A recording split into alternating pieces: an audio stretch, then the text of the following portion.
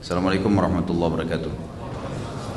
Alhamdulillah wassalatu wassalamu ala rasulillah. Segala puji bagi Allah subhanahu wa ta'ala, juga salawat dan taslim besar Muhammad sallallahu alaihi wasallam. Pertanyaan pertama, Ustaz, apabila di zaman dahulu ketika saya belum belajar sunnah, saya waktu kecil suka mengambil barang-barang om dan teman-teman. Saya bingung dan takut kelak akan hisab, tapi saya bingung juga kalau minta maaf ke om karena malu. Kasihan orang tua saya, bagaimana permasalahan ini? Ustaz, bila ada barang orang di kita dulu pinjam, tapi saya sudah tidak tahu orangnya di mana, harus bagaimana? Tidak ada kata-kata malu, saudaraku. Dalam kebenaran tidak ada kata-kata malu. Antum kalau mau selamat hisab hari kiamat, tidak ada solusi lain. Kalau punya dosa dengan Allah Azza wa Jalla, taubat nasuha, zina, gitu kan, tidak sholat, tidak puasa, apa yang disuruh bayar, kayak puasa disuruh qadha. Kalau sholat cukup bertaubat kepada Allah SWT, zina bertaubat kepada Allah SWT, gitu kan. Tapi kalau berhubungan dengan hak manusia, tidak bisa. Taubat kepada Allah dan harus mengembalikan haknya dia, nggak bisa, nggak ada konsekuensi lain. Kalau enggak berarti masih ada haknya tergantung, jangan malu. Sampaikan apa adanya. Maaf om, saya mau duduk sebentar, bisa saya ngomong? Jadi berdua sama omnya duduk baik-baik. Saya sekarang sudah ikut pengajian. Tadi subhanallah yang saya bilang itu judul, iya inilah aku sekarang. Yang saya mau bahas masalah tobat itu berhubungan dengan masalah seperti ini. Jadi bilang, saya memang dulu salah, belum tahu, saya sekarang ikut pengajian dan saya dulu pernah mengambil barang om yang ini. Saya siap konsekuensinya untuk mengembalikan. Tapi ada yang sudah saya pakai, ada yang sudah saya makan. Kalau om halalkan, alhamdulillah. Kalau enggak, maka saya diprediksikan berapa, saya coba ganti. Dan ini bukan berarti saya menyebutkan untuk membuka aib saya, bukan. Saya bicara dengan om karena saya takut kepada Allah. Tidak ada masalah. Ingat kisah Nabi Musa alaihissalam. Waktu Nabi Musa membunuh seorang Kipti. Sebenarnya tidak sengaja Nabi Musa alaihissalam ya, memukulnya sehingga mati orang Kipti itu. Lalu Fir'aun mengejar Musa alaihissalam. Musa lari menyelamatkan diri. Pergi ke Madian. Madian ini sebuah wilayah cukup jauh dari Mesir. Ada Nabi Syuaib di sana. Lalu Musa alaihissalam menikah dengan anak Nabi Syuaib 10 tahun di sana. Waktu kembali ke Mesir, la ilaha illallah.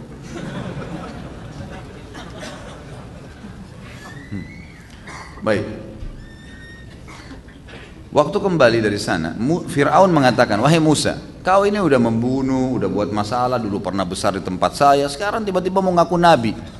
Musa alaihissalam mengatakan, benar, saya memang pernah melakukannya, tapi saya datang sekarang sebagai orang yang berbeda, diberikan wahyu oleh Allah.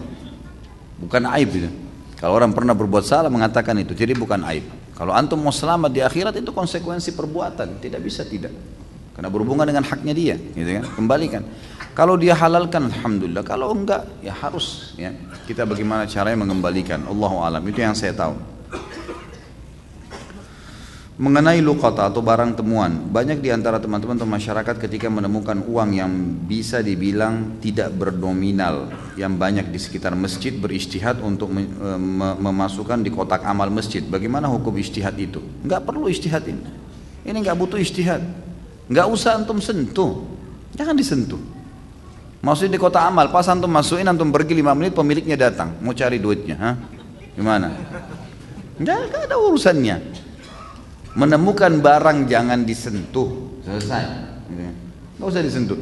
Kecuali ada satu pendapat ulama, kalau antum bertanggung jawab, kayak misalnya ada tamu datang ke rumah antum, tertinggal HP-nya, antum pemilik rumah, antum simpanin, itu lain. Ini kita bicara luqata, ini sesuatu benda ditemukan di tempat umum.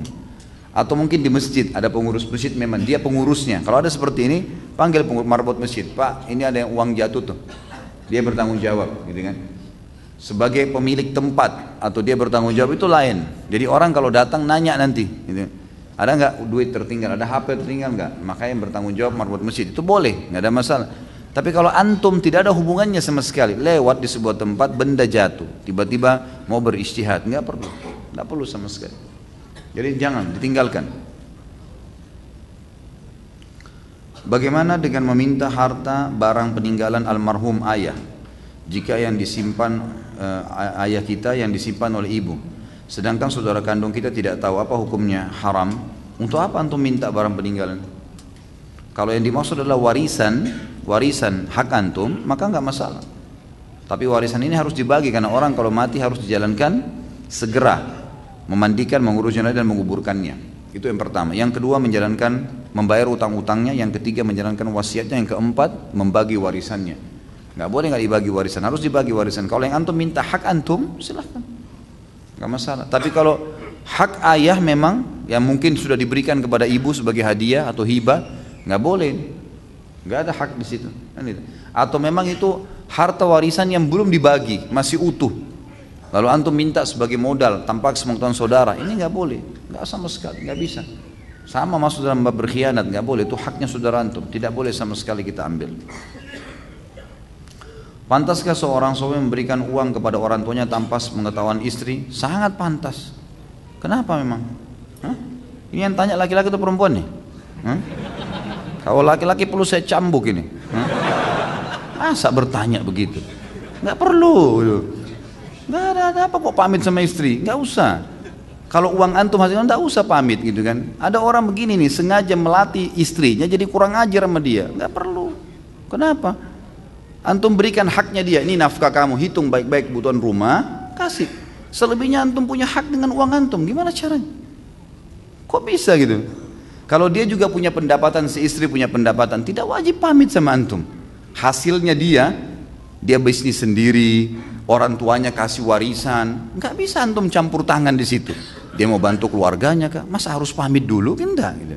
Kecuali memang uang itu dari kita suami berikan kepada istri, kemudian ada lebihnya, uang bulanan ada lebihnya, dia pamit sampaikan, itu lain.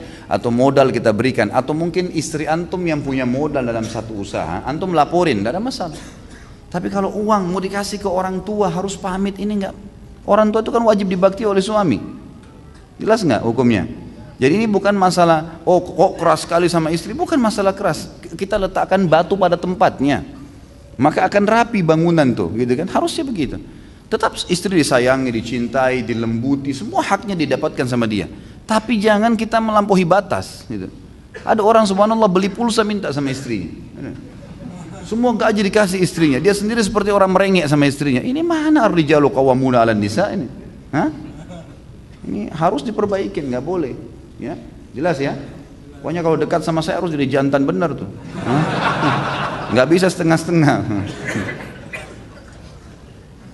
Bolehkah amil zakat mengambil dana zakat untuk membiayai dirinya sendiri hingga tingkat doktor atau S3? Kenapa ini? Ini aneh-aneh juga nih. Kenapa harus mengambil gitu? Nggak boleh akhi. Amil zakat dia kembali ke masalah dia ini instansi atau individu. Kita rincikan dulu. Kalau dia instansi, maka amil zakat secara global semua masuk di situ. Pengelola yayasannya, pegawai-pegawainya masuk dalam total amil zakat. Boleh dibagi, boleh diberikan gaji, boleh dibiayai, misalnya dipakai untuk biaya listriknya, biaya airnya, itu semua dibolehkan, tapi dari 1/8 harta. Kalau secara individu, dia memang mengelola zakat keluarganya, zakat teman-temannya, dan dia memang orang tahu dia amil zakat, memang dia yang kumpulin. Kemudian dia ambil 1/8 hak dia, memang di situ, itu lain. Allahu alam, itu yang saya tahu. Tapi kalau dari zakat yang dikumpulin itu tidak boleh. Zakat yang dikumpulin tidak boleh dia gunakan. Ya, apalagi untuk tingkat sekolah seperti ini nggak masuk. Karena zakat itu digunakan untuk orang yang miskin, orang yang fakir, orang yang terlilit utang, gitu kan. Kalau antum untuk S3 ini untuk apa gitu? S3 itu sudah sangat tinggi gitu kan. Allahu alam, yang saya tahu tidak perlu. Bolehkah mengikuti undian berhadiah suatu produk apabila memang kita biasa menggunakan produk tersebut sehari-hari? Tidak dikhususkan membeli karena ingin mengikuti undian. Boleh, kalau memang seperti itu keadaannya ya. Antum belanja di sebuah toko, toko itu memiliki promo, kalau beli 100.000 dapat sabun, atau beli ini dapat ini gitu kan. Sementara memang antum butuh produk itu, memang dasarnya beli untuk beli produk itu, bukan kejar hadiahnya, itu boleh.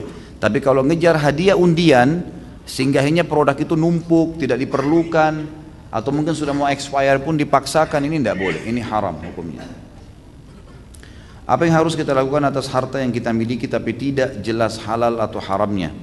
Hadiah, menang undian ya. Tentu lebih baik disedekahkan, Allahu alam, terutama untuk fasilitas umum ya, ini yang saya ketahui pendapat ulama yang kurang lebih mayoritasnya di situ ya. Si fulan menjadi penanggung jawab penerima sedekah atau infak untuk Palestina. Awalnya dia berniat menyumbang 1 juta. Sudah terkumpul total 100 juta. Total sudah terhitung olehnya tapi belum disampaikan ke jamaah totalnya. Dan belum dikirim. Sesaat akan diumumkan dan dikirim. Si fulan tadi mendapati keperluan mendadak dan mengambil atau mengurangi infaknya 500 ribu. Dia ambil lalu diumumkan bahwa terkumpul 99 juta 500 ribu. Dan jumlah itu dikirim ke Palestina. Bagaimana hukum terhadap si fulan? Haram. Haram. Nggak boleh. Kembalikan tuh 500 ribu. Nggak ada hak antum di situ. Ini bukan zakat, ini bantuan untuk Palestina, saudaraku. Gimana caranya antum mau kasih orang susah di sana, antum masih ambil 500 ribu? Kerja ya akhi, jual nasi uduk, angkat batu, apa saja. Kenapa harus ambil dari sumbangan itu? Terlebih lagi antum tadlis nih. Tadlis itu membalik fakta, gitu kan? Sudah jelas 100 ribu yang masuk, antum tidak iklanin 100 ribu, 99 juta 500 ribu. Jadi memang itu kelihatan diambil. Nggak boleh, ini namanya tadlis ya, penipuan, nggak boleh. Kalau antum iklanin ini 100 ribu, 100 juta terkumpul, saya akan kirim 99 juta 500 ribu untuk saya gunakan transportasi saya. Itu lain, orang yang nyumbang tahu, dengar, lain. Tidak ada tadlis, tidak ada penipuan. Mereka ridho, silahkan, nggak masalah. Tapi kalau enggak saudaraku, jangan, bahaya sekali ini. Jangan antum masuk ke pintu itu ya. Karena ini sumbangan untuk saudara kita yang lagi susah, yang lagi menderita, terus antum sempat mengambil di situ tuh nggak bisa. Ini terbuka pintu, semua sumbangan akan habis tuh, nggak bakal sampai ke orang gitu. Dan ini ada tadlis teman, ya, harus ditinggalkan, nggak boleh, dibayar kembali, serahkan ke Palestina. Saat ini saya bekerja di tempat yang menjual alkohol. Pertanyaannya, apakah ibadah saya, sholat saya, puasa, sedekah saya tidak diterima di sisi Allah SWT?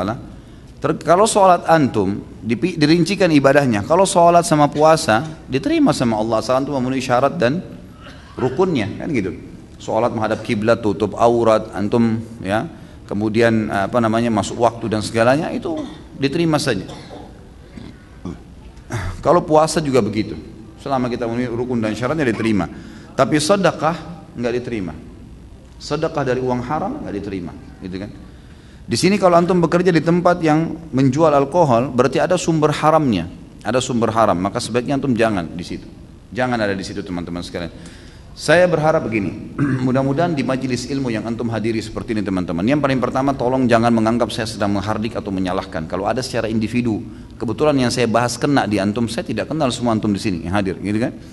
Berarti memang itu peringatan Allah mungkin melalui lisan saya untuk antum sadar sebelum jauh. Kalau lebih jauh lagi malah antum lebih berat hukuman Allah nanti, gitu kan? Lebih baik berhenti, kan gitu. Berhenti sekarang dan insya Allah kalau kita berhenti dari sesuatu yang haram teman-teman, nanti antum akan lihat seperti ada sebuah lapangan luas nanti terbuka di depan kita, peluang-peluang yang sangat banyak. Orang kata ulama yang menjerumuskan dirinya pada yang haram, dia akan terkurung di situ. Dan dia akan sulit untuk keluar karena syaitan ingin mengelilit dia seakan-akan tidak lagi peluang lain, tidak lagi kesempatan lain dan seterusnya. Ini berbahaya. Maka mestinya teman-teman sekalian kita tinggalkan pekerjaan-pekerjaan haram ini, ya. Apapun yang haram, ada syubhat antum tinggalkan. Jangan sampai masalah ini. Jangan sampai masalah, gitu kan? Jadi semestinya lebih hati-hati, Allahu alam. Kalau masalah sedekah, Allah kalau dari hasil gaji itu tidak diterima. Kalaupun tadi Sholat itu baju yang dipakai, sejadah yang dipakai, AC rumah dipakai bayar dari hasil pekerjaan tadi, maka ini ulama mengatakan masuk dalam bab syubhat. Apabila memang dia masih punya pendapatan lain. Misal selain di tempat penjualan itu ada alkohol, ada yang lain-lainnya. Misal di sebuah supermarket ada jual alkohol tapi mayoritas produk yang dijual bukan itu. Semuanya halal, sabun apa segala, tidak ada supermarket besar tapi ada alkoholnya. Maka kalau dominan produk-produk halal, gajinya akan jadi halal. Tetapi dianjurkan kalau dia mau lebih jeli, dia menilai kadar kurang lebih ya, dari dia kerja 30 hari itu gaji dia berapa, kemudian sekitar berapa persen secara persentase produk yang ada di supermarket itu misalnya 5%-nya produk haram, 5% dari total produk, 5% haram karena ada minuman keras. 95% semuanya halal. Maka antum keluarin 5% dari gaji antum sedekahin. Jadi halal tuh, nggak ada masalah. Tapi tadi yang saya jelaskan hukumnya itu kalau semuanya alkohol nih, ya. Orang kerja di bar jual alkohol semuanya gitu kan. Itu memang haram, tidak bisa mutlak kayak awal. Tapi kalau di sini didominasi oleh produk halal, dikeluarkan persentase dari perkiraan dari produk haram itu dikeluarkan dari gaji, insya Allah jadi halal semuanya. Dan kalau betul seperti yang saya bilang tadi yang kedua, maka termasuk sedekah antum setelah antum bersihkan uang yang persentase haram itu, maka insya Allah akan jadi halal. Bagaimana bertobat dari dosa mengambil dari yang bukan haknya? Tentu saja kembalikan hak itu. Tobat kepada Allah, kembalikan hak. Saya sudah jelaskan tadi. Apapun produk orang lain, materi, semua dikembalikan. Bahkan kalau ada nama baiknya orang yang kita pernah rusak, perbaiki nama baik itu. Jika kita masih banyak dosa besar, terus kita berjihad lalu meninggal, apakah terhitung mati syahid? Mati syahid tentunya. Ya. Kalau orang masih ada dosa besar, pernah berzina, pernah riba, kalau berhubungan dengan dosa kepada Allah Azza wa Jal, dia berjihad semua diampuni dosanya. Tapi kalau berhubungan dengan hak manusia tidak. Jadi misalnya kita masih punya utang, maka nggak diampuni sama Allah utang itu sampai dibayar. Kalau bergantung haknya manusia, gitu kan? Pernah menggibah, itu kan syaratnya harus minta maaf. Maka dosa-dosa yang lain insya Allah dibersihkan oleh Allah SWT dan diterima mati syahidnya. Tapi khusus orang yang berkhianat harta rampasan perang, ini tidak diterima syahadanya. Tadi sebagaimana dalil menjelaskan masalah itu. Bolehkah kita tamak terhadap harta halal? Boleh sekali, nggak ada masalah. Sudah kaya, punya miliaran, masih mau lebih kaya, buka usaha, nggak ada masalah. Tamak terhadap rahmat Allah itu perintah agama. Bolehkah saya sudah sehat minta tambah sehat? Bolehkah saya pintar minta tambah pintar? Boleh, nggak ada masalah, nggak ada masalah. Saya nggak bilang loh Pak ya. Katanya boleh minta tambah istri. Udah mulai panas rupanya. Bagaimana hukumnya jika kita memberi zakat atau sedekah ke panti asuhan yang pengelolanya adalah yayasan yang non muslim walaupun anaknya ada juga yang Islam? Jangan. Tidak usah kasih sedekah non muslim itu. Yayasan begini jangan. Banyak yayasan Islam, masya Allah antri. Gitu kan. Kenapa nggak kasih muslim? Kalau kita memberi sedekah secara individual kepada non muslim, ada tetangga non muslim miskin, kita kasih bantuan boleh, nggak ada masalah. Boleh kita berikan sedekah kepada mereka. Nabi SAW pernah memberikan kambing kepada orang musyrik yang tinggal di belakang Gunung Uhud, akhirnya masuk Islam kan gitu. Jadi boleh memberikan sedekah kepada non muslim, tapi kalau lembaga pengelolaan itu nggak boleh. Walaupun ada anak yatimnya orang muslim, kenapa kita nggak kasih langsung saja? Banyak kan orang-orang muslim, apalagi di Indonesia alhamdulillah mayoritas muslim. Bagaimana jika tidak ikhlas dalam berzakat? Apakah tetap harus zakat atau tidak? Kenapa tidak ikhlas nih? Siapa yang kasih antum nafas? Siapa yang kasih antum mata? Yang kasih antum telinga? Yang kasih antum ilmu, otak bisa belajar. Terus kemudian Allah minta 2,5%. Itu pun 1 tahun plus kalau mencapai 85 gram emas. Terus tidak ikhlas. La ilaha illallah. Ya. Harus ikhlas saudara. Tetap keluar zakat. Yang gitu. Gak bisa kalau antum tidak ikhlas berarti tidak diterima itu. Kata Nabi SAW, Inna Allah dalam hadis Abu Daud hadis sahih, Inna Allah la yaqbalu min amalin illa ma kana khalisan liwajhi. Allah tidak akan terima sebuah amal soleh kecuali yang ikhlas karenanya, gitu kan? Kalau antum tidak ikhlas berarti tidak diterima. Tapi pertanyaan selanjutnya, apakah saya harus keluarkan zakat? Tetap harus keluar. Ikhlas gak ikhlas? Kalau tidak berarti jadi utang tuh. Karena zakat adalah rukun Islam, gitu kan? Gak bisa. Di sini saya hanya sharing saja Ustaz untuk jamaah yang masih bekerja di institusi ribawi atau haram lainnya, tidak perlu takut untuk resign demi Allah, karena saya membuktikan sendiri keluar dari bank dan resign dari perusahaan non Islami. Sekarang saya punya usaha sendiri dan mendapatkan hasil dan waktu yang lebih berkah. Jazakallah khair, berbagi. Ini sudah ada kesaksian nih, gitu kan? Sebenarnya tanpa penyampaian akhi ini juga, jazakallah khair, tentu saja sudah jelas harus kita sebagai orang muslim yakin terhadap janji Allah Subhanahu wa taala. Apakah lembaga perbankan konvensional lebih baik ditutup karena riba dosanya lebih besar dari perzinahan? Tentu saja. Sama dengan antum tanya, apakah lembaga perzinahan harus tutup? Sama. Apa bedanya riba sama zina? Hah? Dua-dua dosa besar kan? Nah, iya. Cuma karena sekarang besar-besaran, banyak pegawai, banyak yang pakai jasanya, jadi akhirnya seakan-akan itu bukan kesalahan. Nggak bisa, riba, haram, nggak bisa diganti, kan gitu. Nggak bisa, harus berhenti, ganti. Nggak bisa, enggak. Bagaimana hukumnya berzakat melalui perantara bank konvensional? Sama aja. Kenapa harus bank konvensional, saudara? Kenapa harus terlibat di situ? tarik zakat kepada tetangga, orang miskin. Alhamdulillah di Indonesia banyak sumber nih, banyak. Saya subhanallah kalau pagi setiap hari naik motor keluar kendaraan ke pengajian, tidak pernah saya jalan gak ketemukan orang susah. Ada saja yang mengutin sampah, yang lagi jalan, ada orang tua sekali pakai tongkat, banyak. Bodoh kita kalau kita mau hitung mungkin banyak. Kalau antum mau bawa berapa juta pun habis tuh disedekahin. Kenapa harus melalui lembaga haram nih? Banyak sekali. Terkait zakat, bagaimana hukumnya Indonesia menerapkan pajak bukan zakat, dan bagaimana hukumnya jika negara punya hutang-hutang tidak sanggup membayarnya? Siapakah yang harus bertanggung jawab, pemerintah atau rakyat? Tentu saja idealnya adalah zakat, dan zakat itu sebenarnya kalau dimaksimalin akan sangat luar biasa efeknya. Cuman kita mungkin belum melihat ke arah situ ya. Semestinya zakat itulah yang dikumpulkan oleh pemerintah, kemudian zakat itu dikelola dari kaum muslimin. Itu akan lebih efektif dan bukan pajak, karena pajak tidak ada pintu celah, tidak ada celah syar'inya dibolehkan gitu kan. Maka sebaiknya memang yang dikelola adalah zakat itu sendiri. Kemudian tadi pertanyaannya apa lagi? Siapa yang bertanggung jawab utang-utang pemerintah yang telah membuat utang itu? Siapa yang utang itu? Pada saat dia sedang bertugas, ya dia tanggung jawab. Kan itu. Waktu dia menjabat jadi presiden, jadi menteri, jadi siapa, dia utang ya dia tanggung jawab. Dia siapa suruh dia utang, gitu kan? Tidak mungkin, rakyat apa dosanya? Apa salahnya kita coba? Nggak ada salahnya rakyat. Kok bisa rakyat yang disalahin? Gitu? Ya salah sendiri dia membuka pintu itu dia harus selesaikan. Dia harus bisa. Enggak, dia minta maaf ke masyarakat. Saya sudah membuka begini, akhirnya orang semua harus bayar, ya itu konsekuensinya. Bagaimana cara bertobat dari mencuri harta zakat? Dengan mengembalikan, taubat kepada Allah SWT dan mengembalikan harta itu. Bagaimana hukumnya memutar harta zakat menjadi investasi di suatu instansi, lalu setelah itu zakat tersebut baru dibayarkan? Bagaimana hukumnya harta yang dihasilkan dari perputaran zakat? Apakah boleh dimanfaatkan? Yang saya tahu Allah alam, yang lepas dari syubhat yang boleh diputar adalah harta dari 1/8 dari zakat milik amil zakat. Karena tuh tadi kalau punya lembaga zakat kan ditarik tuh ya, 1/8 buat amil zakat. Misal terkumpul banyak 10 miliar misalnya, dibagi 8, 1/8-nya masuk kepada lembaga amil zakat. Itu antum mau investasikan, itu nggak ada masalah.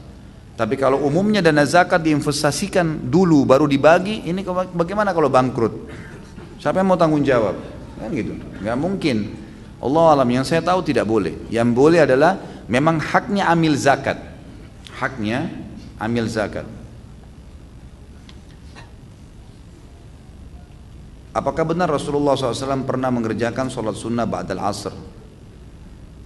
Apakah pemilik budak dikenakan zakat atas budak yang dimilikinya? Enggak, kalau budak tidak ada zakatnya tentunya, karena tidak pernah disebutkan dalam dalil. Kalau apakah Nabi SAW pernah mengerjakan ba'diyah asr, ini Allahu alam. Saya pribadi tidak pernah menemukan dalil secara khusus ya, tetapi ada memang hadis-hadis yang menjelaskan kalau Nabi SAW pernah berdiri selepas asar dan sholat, tetapi itu adalah sholat ba'diyah duhur ya, yang tertinggal yang beliau lupa. Allahu alam. Jadi dalil yang lebih kuat tentang Nabi SAW tidak pernah bahkan melarang sholat habis subuh dan habis asar. Itu yang masyhur di kalangan para ulama.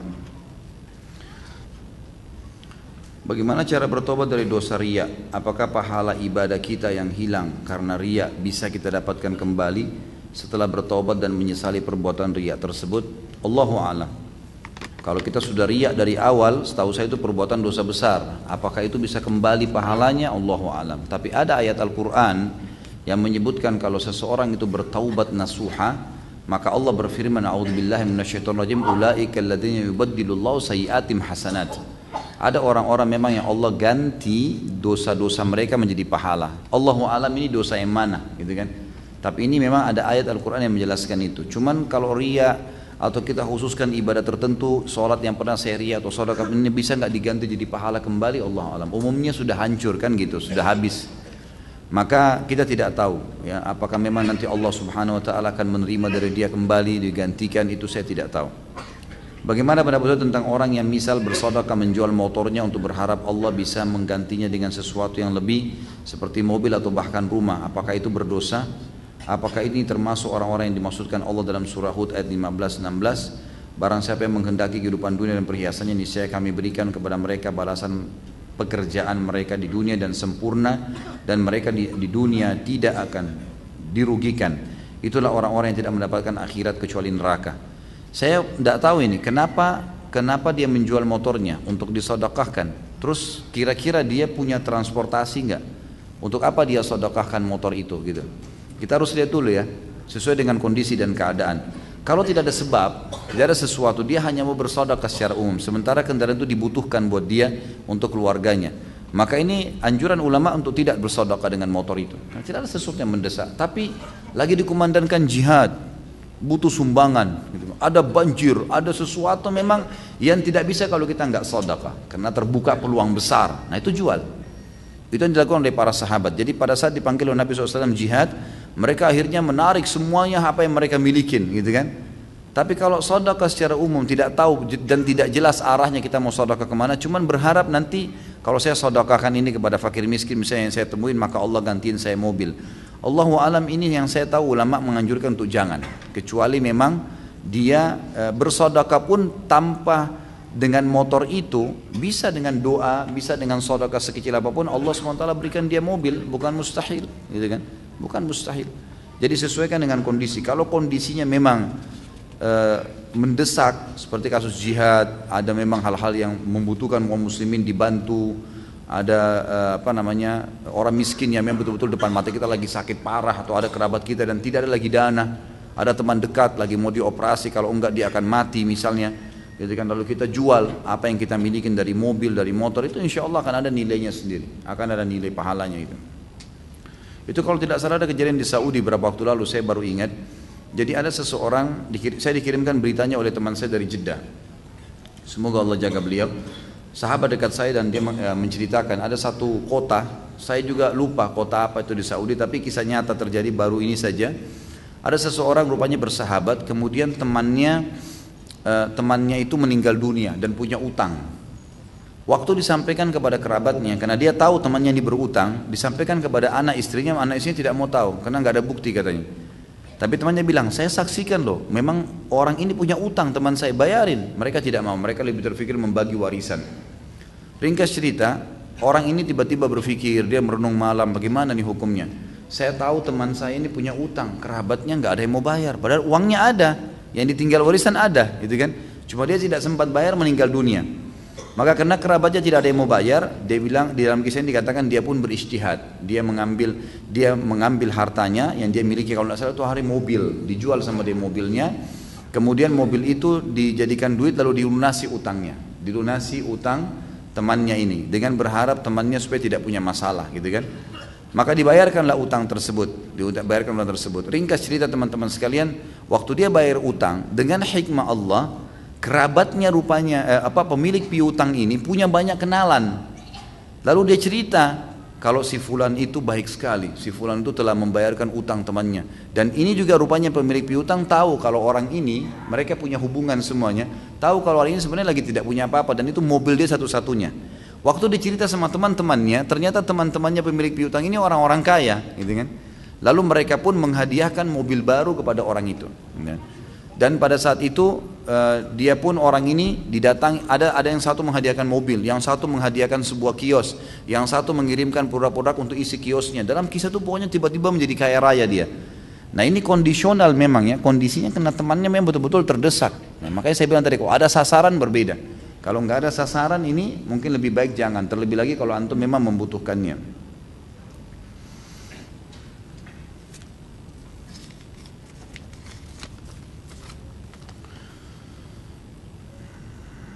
Jika seseorang yang kehilangan barang misalnya uang, tapi bagaimana jika seorang kehilangan barang misalnya uang, tapi dia mengikhlaskan uang tersebut, kemudian ada yang menemukan uang itu. Jika orang yang menemukan uang tersebut menggunakannya, apakah Allah SWT tetap mengadab orang tersebut? Iya. Innamal a'malu binniyat. Saya kasih contoh gini.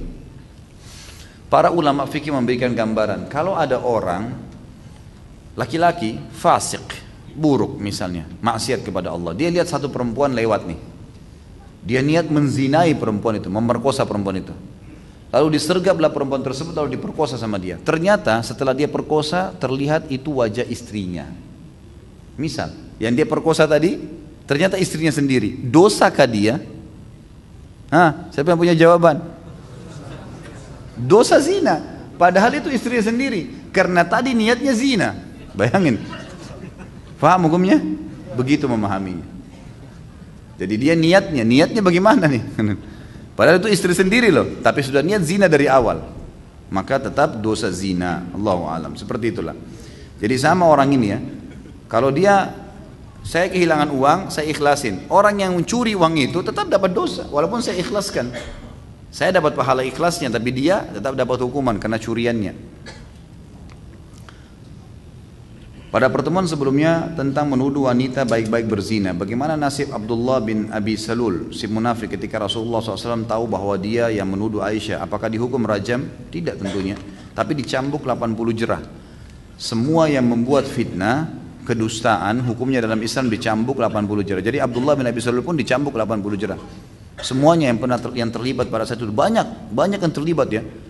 Mungkin ada waktu itu dicambuk puluhan orang yang kena dalam fitnah ifk itu. Tapi saya tidak hafal semua namanya, tapi Abdullah bin Salul salah satunya dicambuk pada saat itu. Bagaimana ini karena satu kertas ya, jadi saya bacakan walaupun ada di luar tema. Bagaimana di zaman Rasulullah SAW ketika selesai azan maghrib dan isya, adakah waktu jeda untuk sholat sunnah sebelum iqamah atau langsung iqamah setelah azan? Setahu saya ada sholat sunnahnya, setahu saya. Bahkan sabda Nabi SAW jelaskan gitu, antara azan dan iqamah maghrib, kata Nabi SAW, maka seseorang sholatlah ya. Siapa yang mau 3 kali Nabi SAW ulang-ulangi.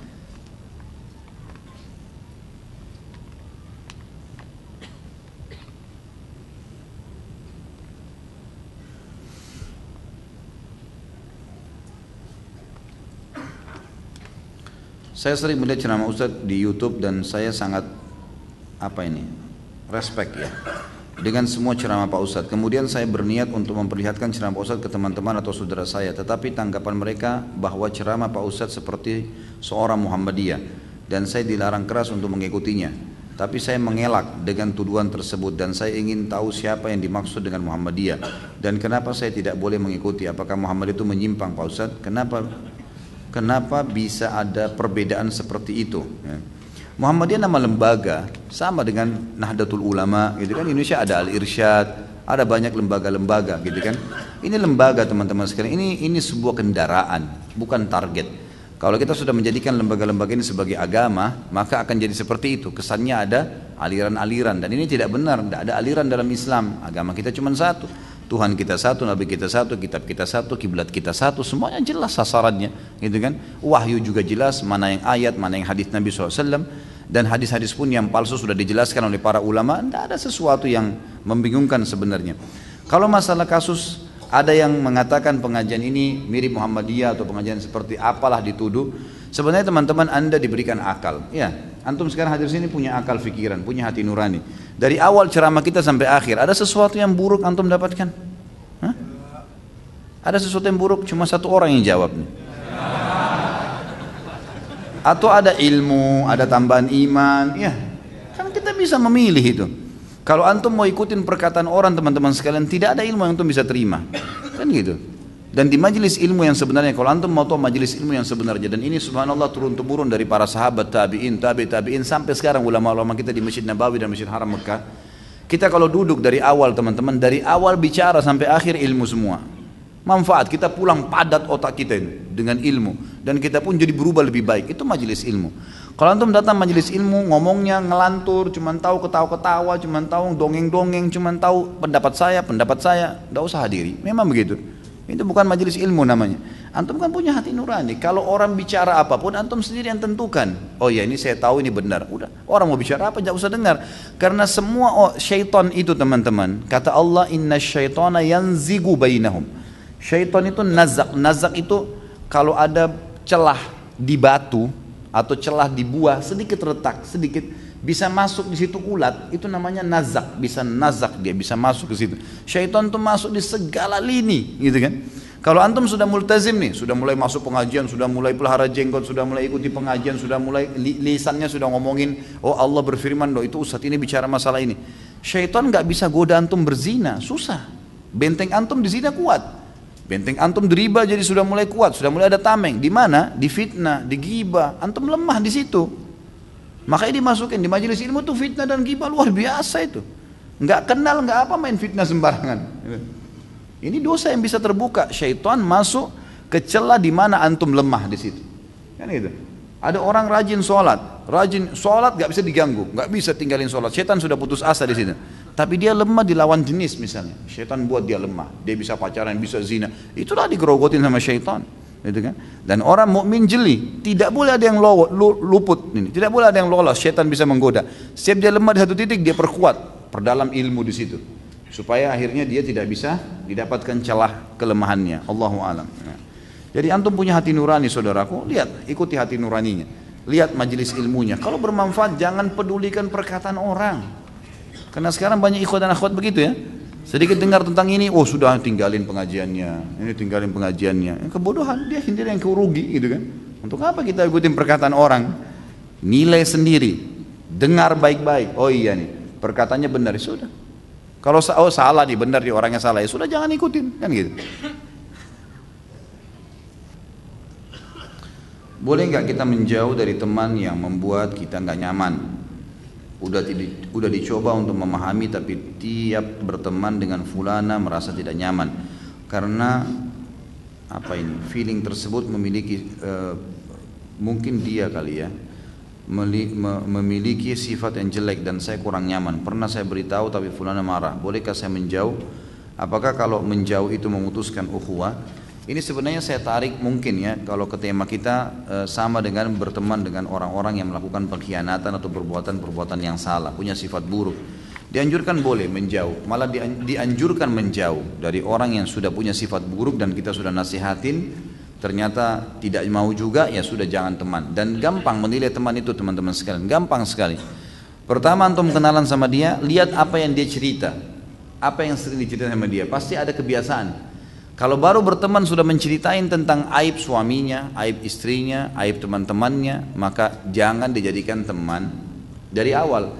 Karena dia baru kenalan saya sama kita, pembukaannya itu, gitu kan? Berarti satu waktu dia akan menggibah kita juga, kan gitu. Begitu berteman, ngomongannya masalah diskotik, masalah zina, masalah minuman keras, masalah ini. Nah ini berarti sudah tahu dari awal, jangan jadikan teman. Boleh dijauhi, malah dianjurkan jauhi, gitu kan? Tapi dari awal ketemu, kemudian ngomongannya semua yang baik-baik, santun-santun, tanya pernah pengajian di mana gitu kan, sudah tahu belum hadis ini, sudah tahu belum ada ayat ini, ada cerita saya terima orang saleh itu seperti ini, nah, itu sahabat, jadikan teman. Jadi boleh kita menjauhi orang-orang yang memiliki sifat-sifat yang jelas menjauhkan kita dari Allah Subhanahu Wa Taala. Apakah sedekah? Saya dan teman-teman mendirikan yayasan yang bergerak di bidang sosial. Pertanyaan, apakah sedekah yang terkumpul boleh digunakan untuk dana operasional yayasan? Kalau sedekah umum boleh, kegiatannya pun sosial, boleh, nggak ada masalah. Termasuk transportasi, termasuk biaya-biaya apa saja yang berhubungan dengan kegiatan-kegiatannya nggak ada masalah. Kalau sedekah secara umum ya. Kalau zakat nggak boleh ya, karena zakat itu memang harus kepada hak-haknya, pemilik haknya gitu. Apabila ketika penggalangan dana untuk program A mendapatkan hasil yang lebih dari target, apakah boleh digunakan untuk program B? Kalau penyumbang tahunya untuk program A, tidak boleh. Misal memang antum iklanin penggalangan dana untuk pembangunan masjid, kan gitu. Terkumpullah dana, masjid membutuhkan dana 200 juta, terkumpul dana 210 juta, lebih 10 juta nih. Lalu antum masukkanlah 200 juta lebih 10 juta. Bolehkah 10 juta digunakan untuk selain masjid? Jawabannya nggak boleh. Sampai antum mengiklankan di mana tempat antum kumpulin, atau antum melalui media sosial antum iklanin. Ini loh, dana untuk masjid yang kemarin masjid A 200 juta terkumpul 210 lebih 10 juta. Mau dialokasikan ke program ini. Apakah setuju? Gitu. Harus begitu. Namanya kegiatan sosial, nggak bisa enggak. Gitu. Harusnya begitu. Jadi memang harus diiklankan sehingga jelas. Nah, program B ini tanda tanya gitu. Lain kalau sedekah secara umum ya. Karena di sini kan ditulis program A, bolehkah program B? Tapi kalau sedekah secara umum kita buka kesempatan, siapa yang mau bersedekah silahkan. Ya. Saya kadang-kadang kalau ada yang menyerahkan ke saya uang, ini Ustaz, untuk apa ini? Saya tanya, kegiatan apa?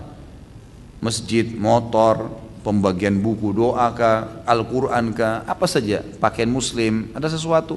Oh enggak, untuk umum Ustaz, apa saja di yayasan. Oke, baik. Nanti saya lihat maslahatnya di yayasan. Oh ternyata ada motor yang untuk dai kurang 5 juta, masukin dia ke situ. Oh ada sumur masih kurang 500 ribu, masukin ke situ. Jadi dipecah-pecah, dipretelin gitu kan. Karena dia kasih umum, kita bisa leluasa membaginya. Masuk dalamnya teman-teman yayasan butuh transportasi, ya dikasih transportasi. Jadi, itu tidak ada masalah. Juga masuk dalam program seperti ini, kalau yayasan sosial, contoh ya, kalau kita buat program, seperti yayasan yang saya buat, yang kita sering sebarkan, program untuk masjid misalnya, pembangunan masjid 3,5 juta per meter persegi. Sudah ditentukan oleh yayasan dengan tim-tim saya, ini akan seperti ini, 3,5 juta. 3,5 juta per meter persegi ini memang sudah dimasukkan include pengawasan teman-teman yayasan di lapangan, makanannya, minumnya, transportasinya, bahan-bahannya, semua sudah masuk gitu kan. Mungkin pengeluaran untuk makanan mereka, minuman tidak banyak ya, mayoritasnya dipakai untuk masjid, tapi itu masuk dalam pengawasannya. Kalau di luar Jakarta mereka harus berangkat naik pesawat, transportasinya dibiayai, maka semua itu masuk dalam include dalam biaya itu. Nah ini kalau masuk dalam seperti ini program yang jelas, untuk program A dananya semua untuk itu, maka boleh digunakan untuk semua yang berhubungan dengan kegiatan itu, kan gitu. Tapi tidak boleh dialihkan ke program lain sebelum program ini selesai. Dan kalau ada lebih harus disampaikan kembali, baru boleh dialihkan ke yang lainnya. Salah satu penggalangan dana yang dilakukan adalah dengan mengumpulkan baju bekas kemudian dijual. Apakah baju yang dijual hanya boleh yang menutup aurat saja? Bolehkah kita mengambil sebagian dari hasil penjualan untuk memberikan kepada orang di luar yayasan yang membantu dalam penjualan? Alangkah baiknya setiap ada program seperti ini diberitahukan. Misal, Bapak Ibu sekalian, saya punya program mengumpulin baju bekas. Siapa yang mau nyumbang silakan. Saya akan tunggu di pengajian akan datang misalnya, silakan bawa, gitu kan.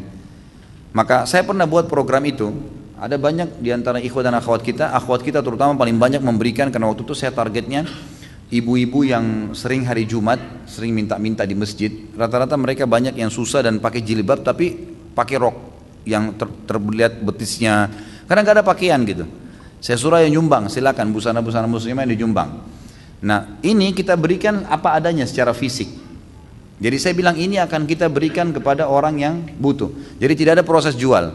Nah kalau antum mau baju bekas itu dijual, sampaikan ini baju bekas yang dikumpulin saya akan duitkan ya. Duitnya nanti akan dilakukan untuk kegiatan ini. Dia jadi jelaskan programnya.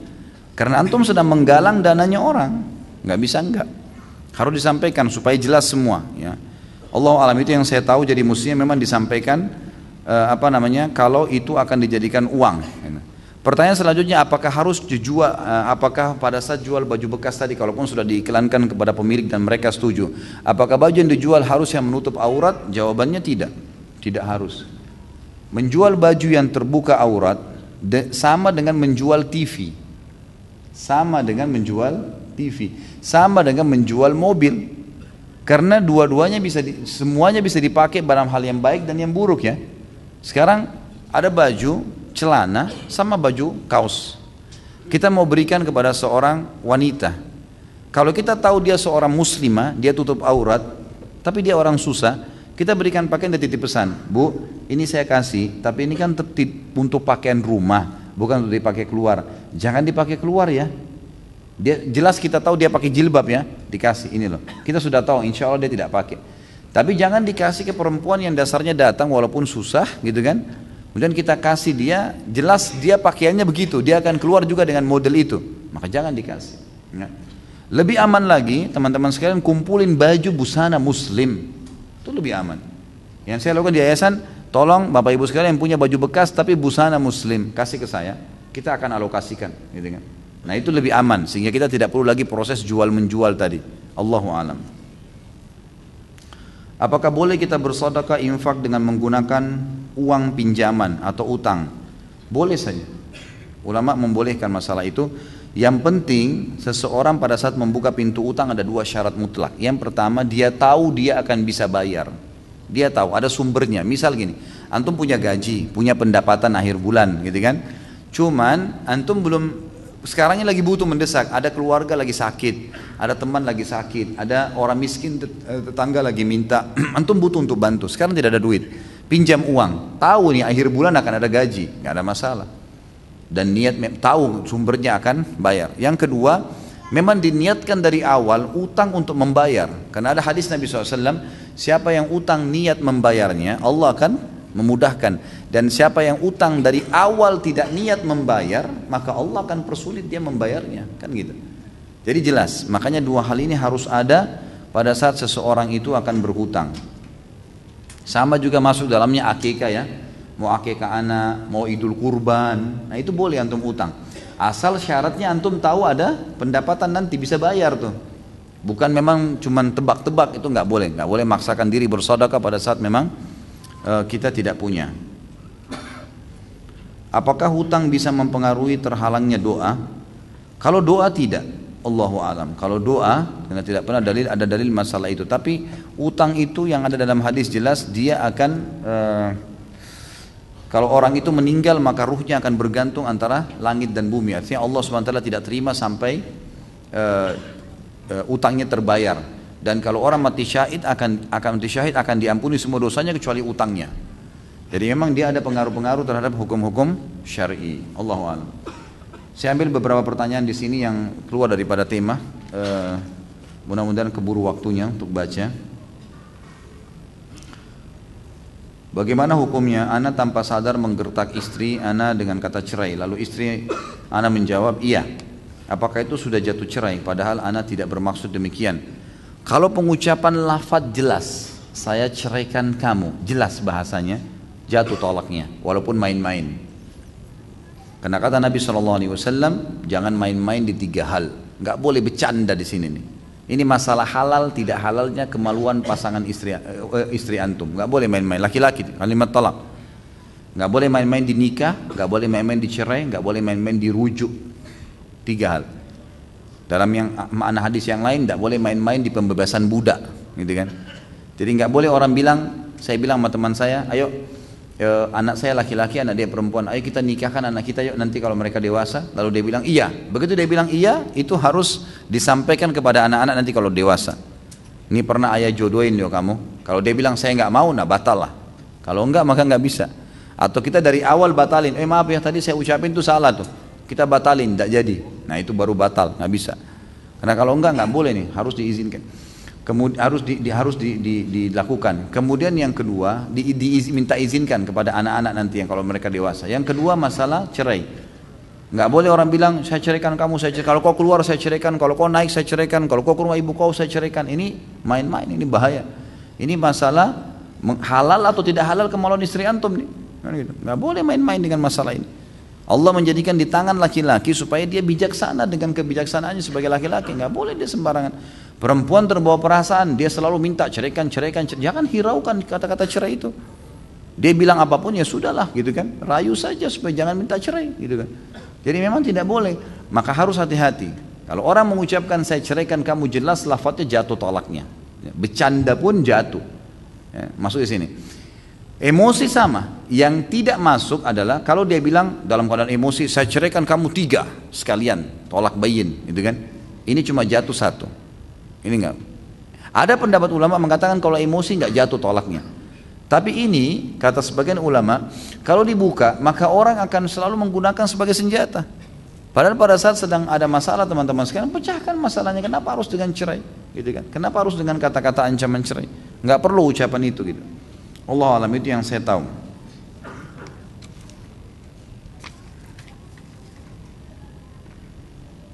Masalah kasus istri antum mengatakan iya, itu nggak ada urusannya. Dia mengiyakan atau tidak itu nggak ada hubungannya. Karena kalimat cerai mutlak di tangan laki-laki. Bagaimana hukumnya apabila sebelum berhubungan suami istri kita nonton film Blue dulu? Agar tujuannya bisa membagikan syahwat. Syukran jazakallah khair. Kok pakai jazakallah khair ini pertanyaannya?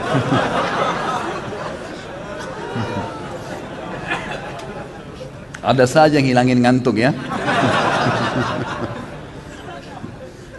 Tidak boleh akhi. Nggak boleh nonton begitu, gitu kan? Nonton itu pertama antum dukung zina. Yang kedua antum lihat auratnya orang. Yang ketiga akan terusak normalnya seksual antum gitu. Hanya antum membayangkan orang lain, pasangan kita setengah mati rangsang kita membayangkan orang lain. Ini nggak boleh teman-teman sekalian. Jangan, gitu kan? Nggak boleh. Jadi harus dijauhi, nggak boleh. Jadi nanti akhirnya jadi penyakit. Antum tidak akan bisa menggauli pasangan kecuali dengan nonton. Bagaimana seorang laki-laki bisa tenang melihat istrinya lihat aurat laki-laki lain? Bagaimana istri bisa tenang membiarkan suaminya lihat aurat perempuan lain? Ini nggak bisa kan gitu. Berbahaya sekali. Jadi jangan, ya jangan. Kata ulama, meletakkan kemaluan di kemaluan untuk melampiaskan biologis itu sama dengan seseorang tahu bagaimana memasukkan makanan di mulutnya. Bukan ilmu khusus itu. Nggak ada ilmu khusus untuk itu. Gitu. Orang bisa belajar dengan alami gitu. Otomatis ada.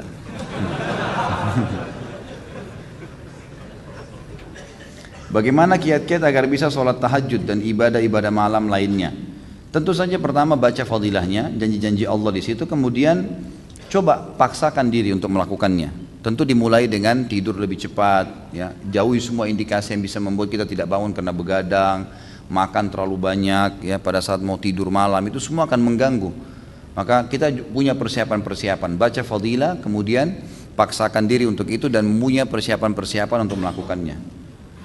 Apakah doa iftitah sholat malam dan tahajud beda dengan sholat wajib? Sebenarnya sama saja, doa iftitah ada banyak ya. Ada kalau tidak salah sekitar 13 macam doa iftitah. Boleh dipilih, yang mana saja, gak ada masalah. Sholat wajib atau sholat sunnah. Tapi Nabi SAW seringkali kalau malam membaca di doa iftitah, Allah Rabbu Jibril wa Mikail wa Israfil fatiras samawati wal ard. Anta tahkumu baina ibaduka fi makhtalafu fi ihdili makhtalafu fi binal haqqi biidnik innaka tahdi man tasha' ila siratal mustaqim. Itu yang sering beliau baca, gitu kan, yang saya tahu dalam lafaz salat malamnya dalam iftitah. Tapi seringkali beliau juga meragamkan dengan doa-doa iftitah yang lain. Jadi teman-teman saya sarankan untuk tidak satu doa tapi hafal beberapa doa. Karena menghafal beberapa jenis doa itu akan membuat kita tidak jenuh, ya, bisa variasikan macam-macam doa-doa. Makanya semua doa sholat itu pasti banyak. Iftitah ada banyak, doa ruku ada banyak, ya. Iftitah ada sekitar 13-an kalau nggak salah. Kemudian doa ruku ada sekitar 6 atau 7 macam. Doa i'tidal itu ada 4 atau 5 macam. Doa sujud juga begitu, ada 7. Di antara doa sujud ada 4 atau 5 macam. Doa sebelum salam ada 23 macam doa. Banyak. Dan itu semestinya kita harus ragamkan gitu. Ana mempunyai seorang bibi, kakak kandung dari ibu ana. Bibi ana ini ayahnya dan pamannya sudah meninggal. Dan bibi ana belum menikah sehingga tidak punya suami dan anak laki-laki. Beliau juga tidak punya saudara laki-laki. Secara syariat, kepada siapakah kewajiban menafkahi bibi ana ini dibebankan? Apakah kepada seluruh keponakan laki-laki termasuk ana, atau jika salah satu keponakan laki-laki sudah menafkahi sudah cukup? Dan bibi ana ini saat ini kondisinya bekerja sebagai karyawati. Sebenarnya kalau tidak ada orang tuanya, kalau sudah tidak ada, saudaranya nggak ada, anaknya nggak ada, maka yang memiliki kewajiban adalah orang-orang yang terdekat dari kerabat ayahnya, dari kerabat ayahnya. Ya, kerabat ayah itu kayak paman dan anak pamannya, jadi sepupunya misalnya. Ini ponakan dari mana? Kalau ponakan dari jalur ayah, dia lebih pantas memberikan nafkah dibandingkan, ya, ponakan dari ibu, kan gitu. Ini hampir sama dengan wali pernikahan, ya. Wali pernikahan itu yang kena hukum adalah semua yang berhubungan dengan ayah.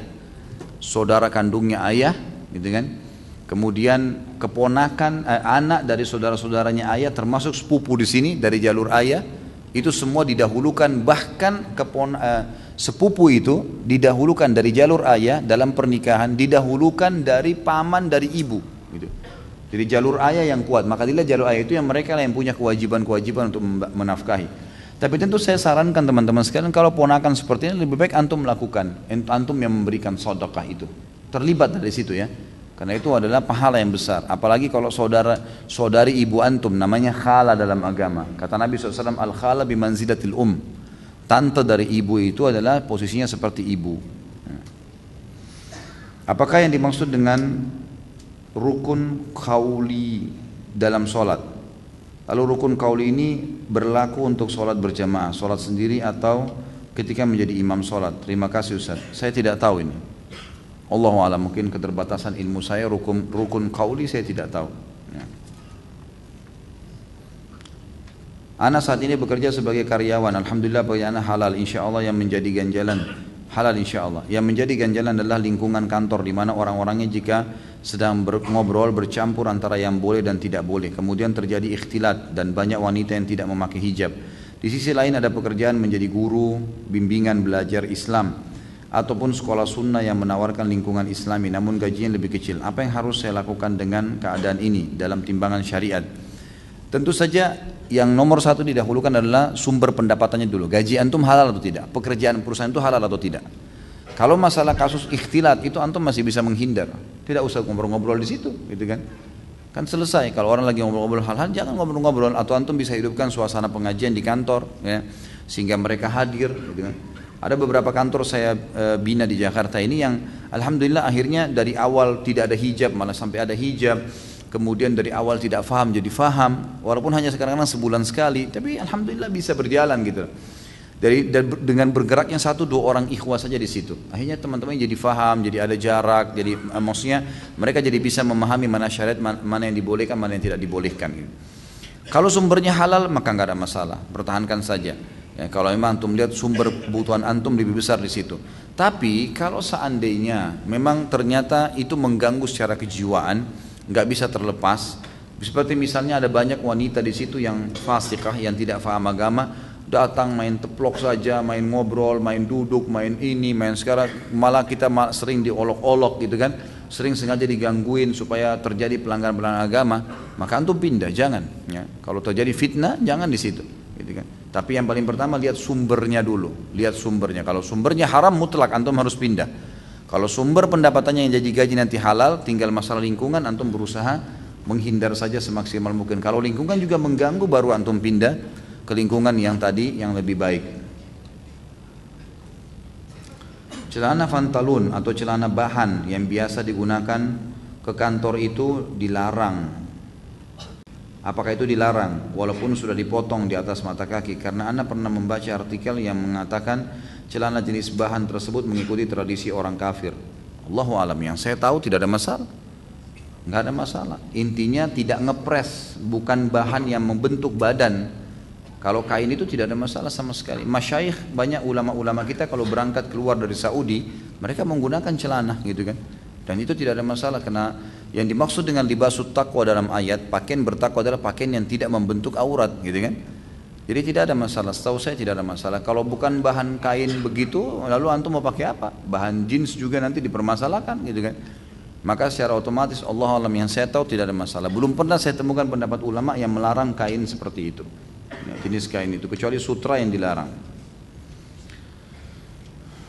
Saya pernah mendengar ceramah Ustaz tentang mendapat keturunan, salah satunya dengan terapi ruqyah secara syar'i. Apakah terapi ruqyah secara syar'i tersebut dengan orang yang ahli bisa menghilangkan? Lalu bagaimana dengan keutamaan masuk surga tanpa hisab? Tentu saja ya, ruqyah itu belajar dari ahlinya, dari orang-orang yang tahu, yang faham agama, yang tahu bagaimana Nabi SAW mengajarkannya, maka dipelajari. Dan itu banyak sekali memang kasus. Kalau antum sudah berobat secara medis tidak jelas, maka ruqyah. Jelas banyak orang hamil alhamdulillah setelah itu punya anak gara-gara ruqyah. Kalau masalah hadis yang masuk surga tanpa hisab sudah sering saya jelaskan ini. Ini tentu ada ulama yang saya Allah alam pribadi cenderung dengan pendapat itu, yang mengatakan yang dimaksud, yang difahami hadis ini 70.000 orang yang masuk surga tanpa hisab dari umatku adalah orang yang tidak bertato, tidak bertatayur. Tatayur itu menggantungkan nasib pada benda. Kayak pernah saya jelaskan, tangan kanan gatal mau dapat duit, tangan kiri mau keluar duit atau apalah. Ya. Itu semua tatayur, nggak boleh.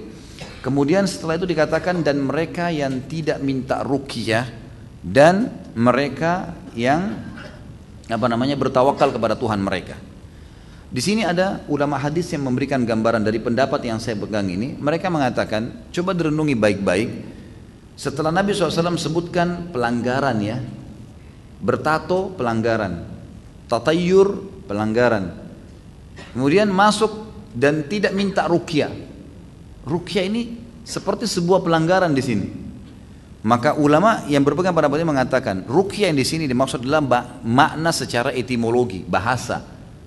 Ruqyah itu adalah semua bacaan yang ditiupkan, semua bacaan yang ditiupkan. Maka mantra pun yang ditiup oleh pedukun itu dikatakan ruqyah dalam bahasa Arab. Makanya cara membedakannya selalu disebutkan ruqyah syar'iyah, bacaan yang ditiupkan secara syar'i, ruqyah syariah, ruqyah syariah. Kalau ruqyah saja maka masuk seperti juga makna hadis yang lain, ar-ruqa wat tamaima wat tiwala syirkun, hadis yang lain. Ar-ruqa jamak daripada ruqyah. Ruqyah, kemudian kalung yang digantungkan dan benda-benda jimat yang dipasang di tubuh, gitu kan? Itu adalah perbuatan syirik. Bagaimana kita memahami sini ruqyah ada perbuatan syirik? Ternyata ruqyah secara etimologi, bahasa. Ditemukan juga dengan hadis-hadis yang sahih tentang masalah doa-doa yang Nabi SAW ajarkan masalah ruqyah. Bagaimana Nabi ajarkan doanya lalu dilarang ruqyah? Karena itu nggak mungkin. Makanya di sini secara etimologi teman-teman sekalian. Jadi tidak ada hubungannya. Antum kalau sakit minta ruqyah, gimana? Mau berobat gitu kan? Itu jadi tidak ada masalah. Allahu a'lam. Itu yang saya tahu. Bila anak sedang sakit, selalu rewel dan ingin selalu nempel pada ibunya, tidak mau dilepas, sholatnya bagaimana? Sedangkan dia selalu menangis bila dititipkan ke suami atau orang tua. Bisa sholat sambil digendong. Sebagaimana hadis Bukhari menjelaskan masalah itu. Kalau Nabi SAW pernah menggendong cucunya Umamah, ya, perempuan anaknya Zainab radhiyallahu anha, lalu kemudian Nabi SAW menggendongnya sambil sholat. Pada saat Nabi mau ruku diletakkan di depan sejadah, gitu kan? Lalu kemudian beliau sholat seperti biasa, berdiri rakaat kedua digendong lagi, sampai Imam Bukhari menulis bab khusus tentang hukum menggendong bayi atau anak sementara sholat. Jadi nggak ada masalah. Dan juga boleh mempercepat sholat. Dalam arti kata di sini memilih surah-surah yang pendek. Kalau orang Indonesia nggak usah diajarin. Sudah ahlinya, gitu kan? Inna atayna wal asri, inna atayna wal asri. Baiklah, jadi baca surah-surah pendek, gitu kan? Karena Nabi SAW pernah jadi imam, gitu kan? Kemudian beliau mempercepat sholatnya. Biasanya beliau baca surah-surah panjang, ini jadi surah pendek. Selesai salam kata para sahabatnya, Rasulullah, tidak seperti biasanya. Kok sholat anda sekarang lebih pendek? Kata Nabi SAW, tadi saya dengar tangisan bayi di saf perempuan. Maka saya mempercepat sholat saya, khawatir ibunya terganggu gara-gara itu. Itu adabnya memang, dan itu. Jadi ini bisa dilakukan, Allah alam. Saat ini saya tinggal di rumah mertua, ada keinginan saya dan istri untuk mengontrak rumah, tetapi mertua keberatan. Dikatakan bahwa saya sekeluarga tidak boleh mengontrak dengan alasan masih ada rumah mertua, kenapa harus mengontrak? Mereka mengizinkan keluar dari rumah kalau sudah punya rumah sendiri. Mertua lebih mengutamakan KPR atau kredit, sayang katanya kalau uangnya itu harus mengontrak. Saya takut bila KPR dikarenakan riba, pendapat Pak Ustadz seperti apa? Yang paling pertama sudah sering saya ucapkan, mertua dan orang tua setelah anaknya menikah jangan campur rumah tangganya anak. Gak usah campurin, biarin hidup dengan suka dukanya. Kalau mereka datang minta pendapat, baru kita kasih saran. Kita berkunjung pun ke rumah anak yang sudah menikah, jangan tanggapi apapun. Mau piringnya kurang kak, mau gelasnya dihidangkan retak kak, biarin, gak usah dicampurin. Rumah tangganya anak sudah biarin. Kan, biarin aja berjalan. Kalau dia bahagia, biarin dia bahagia, gitu kan? Sudah begitu hidupnya.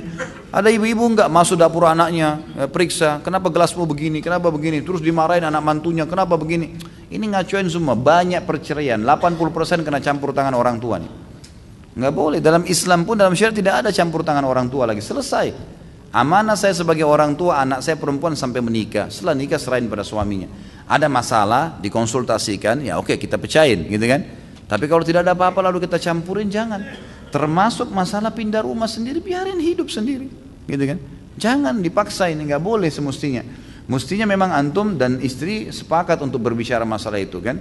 Bahwasanya kami harus ngontrak ya, supaya kami bisa lebih dewasa atau dekat dengan tempat kerja. Kami akan selalu datang tiap hari lah. Kalau mau nunggu untuk KPR di bank, untuk ini butuh uang muka, butuh ini, ataupun kalau masuk ke bank nanti ada riba dan susah, berargumen lah untuk menyampaikan, gitu kan.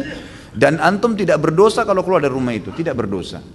Bukan saya larang membangkang durhaka, bukan, tapi memang punya hak. Anak mantu bisa mengajak. Antum kalau laki-laki sekarang ini istri tinggal di rumah mertua, ini istri, ini orang tuanya istri kita, kita boleh mengatakan saya harus keluar, gak bisa enggak, gitu kan. Untuk mandiri itu jauh lebih baik. Allahu a'lam. Apa hukumnya merokok? Ini Pak Yoyo sudah tahu, bukan saya, sudah sering ditanya. Sahkah sholat kita apabila imam sholat berjamaah masih merokok? Sudah dijelaskan, gitu kan. Rokok haram, haram, nggak boleh merokok, jangan merokok. Sudah. Semua dokter, semua ulama, semua pemerintah nolak. Coba, apalagi mau argumen lebih kuat daripada itu? Ditulis, pemerintah tulis rokok bisa membunuhmu. Mau nunggu apa lagi kata-katanya? Saya nggak tahu nih merokok membaca atau nggak baca. Gitu. Jelas-jelas tulisannya masih dilakukan. nggak boleh, haram. Gitu kan?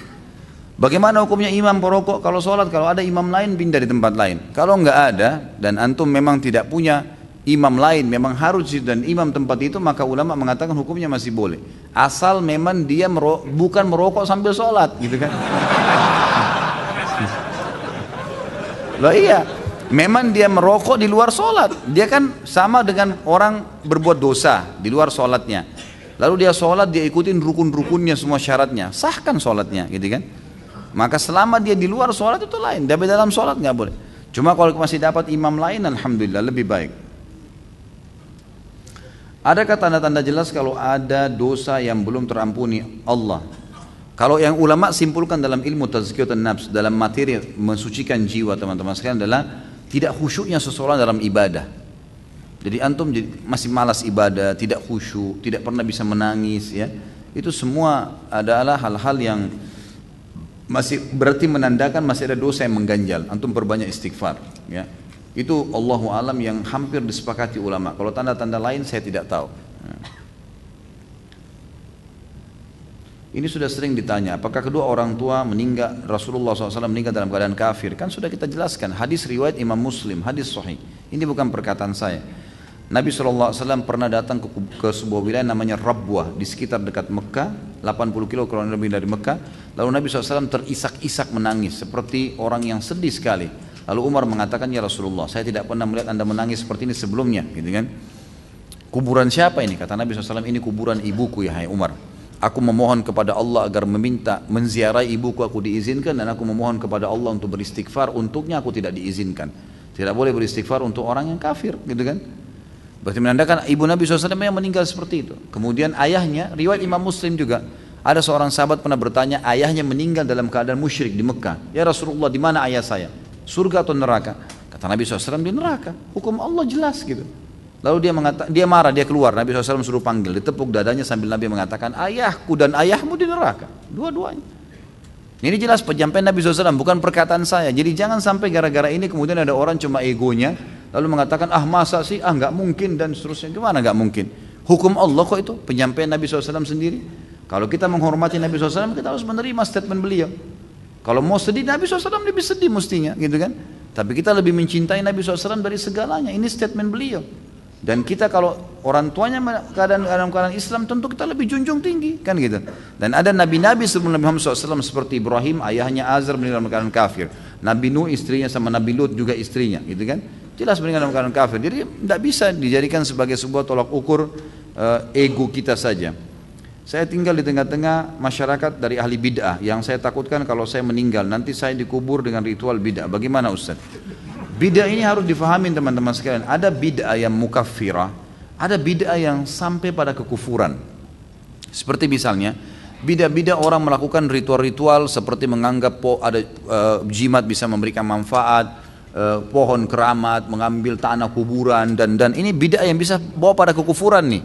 Nabi SAW tidak pernah contohkan, sahabat tidak contohkan, lalu kemudian dia lakukan, dan bisa bawa pada kekufuran. Ini benar bid'ah mukaffirah. Kalau antum nasihatin dia nggak mau dengar, ini antum hajar namanya. Hajar itu ditinggalkan orang itu, jangan diajak teman gitu loh, karena berbahaya. Kalau bid'ah yang bukan mukaffirah, bid'ah yang dikeluarkan oleh sebagian ulama statement bid'ah, tapi masih ada dalil di situ, kunut atau enggak kunut, kerasin basmalah atau enggak, gitu kan? Masih ada khilaf di situ. Masalah itu, gitu ya. Maka masalah ini teman-teman sekarang tidak bisa divonis langsung bid'ah secara spontan. Ya, menggerakkan jari di tasyahud. Syekh Albani mengatakan hadisnya lemah. Syekh bin Baz mengatakan hadisnya benar. Hasan bisa dipakai. Ada sebagian ikhwah yang berpegang pada pendapat Syekh Albani langsung memvonis orang kalau gerakin jari ini nggak bisa, ini salah, ini matanya nyorot dan seterusnya. Kenapa akhi? Masih khilaf, masih ada dalil, kan gitu. 4 imam dari Imam Malik, Imam Abu Hanifah, Imam Syafi'i, dan Imam Ahmad diakui secara internasional, dan seluruh ya ulama ahli sunnah ini 4 mazhab diakui. Kita harus tahu ini ya, karena banyak sekarang penuntut ilmu dia berpegang pada satu mazhab, kemudian dia menolak semua mazhab yang lain. Kalau antum berpegang silahkan, antum jalani satu mazhab, misalnya Syafi'iyah, Hanabilah, atau Malikiyah, atau Hanafiyah, silahkan. Tapi teman-teman sekalian jangan salahin mazhab lain, karena 4 ini diakuin, gitu kan? Kalau antum pergi ke negara-negara seperti Turki, mereka satu negeri itu semuanya Hanafiyah, semuanya. Antum akan heran kalau sholat Jumat dengan mereka. Kalau nggak salah dimulai 8 rakaat sholat sunnah sebelumnya. Khutbahnya itu ada khutbah dulu, kemudian azan, kemudian khutbah lagi. Tapi mazhab Hanafiyah, ada dalil mereka, gitu kan? Mungkin kalau dalil antum lebih kuat, ya alhamdulillah. Tapi jangan vonis itu salah, karena ada dalil. Dan 4 ini diakuin teman-teman sekalian. Ini penting ini. Sama di Indonesia, mazhab Syafi'iyah kita dominan. Baik, kita lihat nih, mana apakah bid'ah dilakukan bid'ah mukaffirah, yang jelas-jelas ulama di dalam mazhab Syafi'iyah pun mengatakan itu bid'ah tidak boleh, atau bid'ah yang masih diperselisihkan, gitu kan? Ini kalau diperselisihkan jangan antum vonis orang, nggak boleh nih, gitu. Iya kan? Sampai Imam Ahmad yang mendhaifkan hadis tentang masalah kunut subuh, gitu kan? Itu waktu Imam Syafi'i masih hidup, gurunya masih hidup, tapi beda lokasi. Imam Ahmad di Irak, Imam Syafi'i di Mesir, kan gitu. Maka waktu ditanya oleh murid-muridnya, Imam Ahmad ditanya oleh murid-muridnya, hai Imam, kami kalau sholat di belakang mazhab Syafi'iyah yang di Mesir, guru anda itu, kami kunut atau tidak? Kata Imam Ahmad, kalau kau tidak mau kunut jangan ikut sholat subuh. Artinya nggak usah sholat subuh, artinya harus kunut gitu, ikut sama orang. Karena masih berselisih di situ, gitu kan? Masih berselisih dalam mazhab ini. Jadi tidak boleh, harus hati-hati teman-teman. Karena banyak orang yang terkurung di sini nih, ya. Tidak bisa membedain mana bid'ah yang memang bid'ah sebenarnya, mana bid'ah yang cuma dibid'ahkan karena hadisnya lemah, masih ada dalil. Ini harus hati-hati. Gitu. Jangan sampai kita sembarangan menyalahkan orang. Allahu a'lam. Apakah kita mengangkat tangan untuk mengaminkan orang ketika berdoa bersama-sama? Apakah boleh angkat tangan kali ya maksudnya? Allahu a'lam. Kalau bersama-sama saya tidak tahu, karena saya tidak pernah temukan dalil adanya bersama-sama lalu mengangkat tangan. Tetapi mengaminkan itu sudah umum, gitu kan? Atau seseorang berdoa mengatakan, ya Allah semoga engkau rahmati kami semua. Lalu kemudian yang lainnya mengatakan amin tanpa angkat tangan. Itu sudah umum di kalangan para sahabat. Tapi kalau Nabi SAW angkat tangan, semuanya angkat tangan mengaminkan, ini belum pernah saya pribadi temukan dalilnya, gitu kan? Tapi kita tidak menyalahkan ya. Tapi saya pribadi belum pernah menemukan dalil masalah itu.